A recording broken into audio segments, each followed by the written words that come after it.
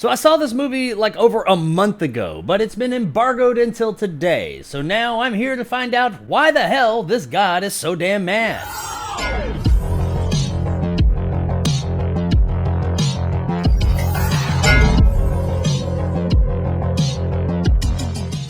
Mad God is brought to us finally by Phil Tippett and stars a bunch of puppets. A corroded diving bell descends amidst a ruined city, and the assassin emerges from it to explore the labyrinth of bizarre landscapes inhabited by freakish denizens. So Mad God is the new film from famed special effects maestro Phil Tippett. Apparently he's been working away on this movie for something like 30 years too, since I think Jurassic Park it said. It's almost completely stop motion, and this is some of the most articulate, best looking, smoothest stop motion you will ever see. Like, there were parts of it that I truly could not tell, is this stop motion or live action? But after doing some research, yeah, just about every single bit of it is stop motion, even the stuff that doesn't look like it. And a big part of that, I think, beyond of course just the meticulous detail that they went into with this thing, is the amount of frames they shot. Typically with stop motion, artists will shoot somewhere around the 12 frames per second mark, give or take. That's what gives stop motion that kind of slight jank that it's come to be known for. And while stop motion is a bit janky, that aspect of it has become one of the more beloved parts of this look. One of the main reasons for them doing this is because shooting something in stop motion takes so long. You slowly move each part of the doll or whatever it is you're using and just take a picture, and then you move it a little bit more and take another picture, and so on, put them all together and they move. Thing is, most films are shot at or around 24 frames per second,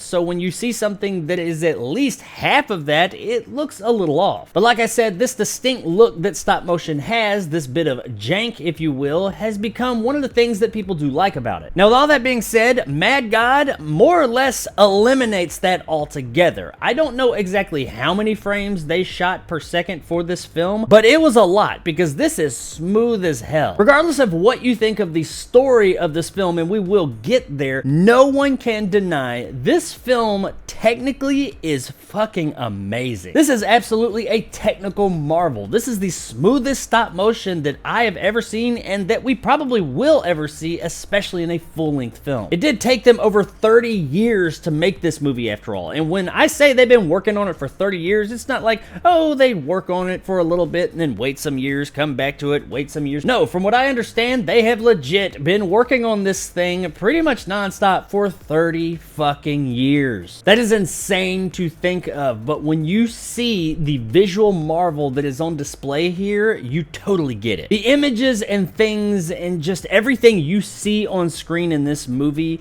is pretty fucking breathtaking. Not only breathtaking, but some of it is pretty damn disturbing as well. Did I say some of it? I meant pretty much all of it. This movie takes place in like some type of out there kind of really strange hellscape of a land. The story is obtuse, to say the least. There is little to no dialogue in this film. This is almost 100% visual storytelling. And the story it has to tell is an odd one. I didn't say bad, I said odd. I predict that there are going to be a lot of confused people come the credits of this film. Now there is a story to be had here, but like I said, it is very interpretive. Lots of odd going ons here, and there are lots of directions your mind could take this story. This is not a passive viewing experience. You have to pay attention to this movie to discern what's really going on. And even then, there is a lot to think about. This is a movie that, in fact, I'm kind of happy I had to wait this long to review. Because while right after watching it, I didn't necessarily dislike it, I was kind of on the fence about what I just watched. This is a movie that is actually less of a movie and more of an experience. It is something that you need to take in and think about for a while before you really know how you felt about it. The movie does have something to say. It has a message, but I do think that that message could slightly change due to who it is that's watching it and how you interpret it. I don't want to ruin that message or put out there how I felt about it, but this is one of those rare rare movies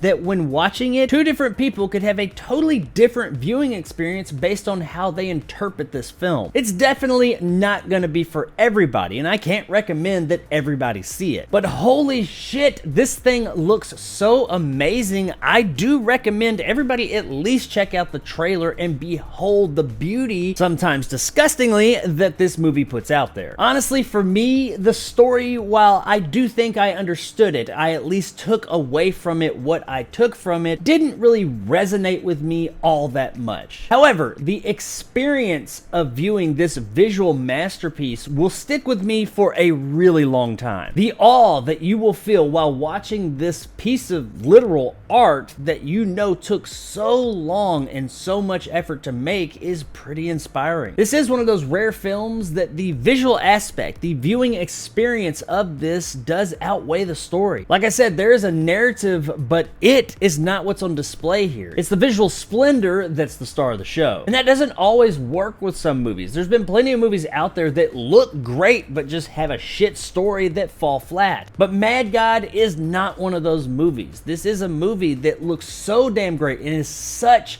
an amazing technical achievement and literally a piece of art that story just doesn't matter as much. Guys, I could go on and on about this movie and talk about all the history of it, and there's just reams and reams of stuff you could go through to look at what it all took to get this movie made. But I'll leave that to you if it interests you. What I will tell you is that this movie is a visual masterpiece, and yeah, even though the story didn't really hit with me, the experience itself, in my opinion, is absolutely worth checking out. I don't rate movies differently for different people, but with Mad God, I do have to make a bit of an exception. Because for me, even though the story did come up a bit light and at times a bit pretentious, the overall splendor of this film and the amazing visual experience you get, I would say that this movie would be a unicorn for me. However, I acknowledge that it's not going to be that for a lot of people. But I do think that even those people that this movie isn't such an amazing experience for, like it is me, would still find something in this experience. Just visually, it is awe-inspiring, and I absolutely think this one is worth a rent. All he wanted was this. I have to return some videotape. By the time you see this, the film should be available on Shudder to stream, and if you have a subscription to Shudder, go check this one out. It is totally worth it. If you don't have a subscription to Shudder, by the way, it's a great service. You should check it out, especially if you're a horror fan, but they got stuff that's not strictly horror too. So yeah, Mad God, it's a weird one, and the story definitely ain't gonna be for most people, but it is worth checking out. So there it is, guys, my review of Mad God. If you enjoyed and want more content like this, hit that subscribe button and help my little channel grow. If you want to help out the channel, check out my Patreon in the description below and become a jarhead and get some of the awesome benefits that go along with that, like these guys, and possibly join my top tier and become a bad motherfucker like my man Dragon Con, Marge G, and Silverlock. If you liked what I had to say, give me a like. If not, let me know in the comments below why. And as always, stay sexy, post-apocalyptic underworld city.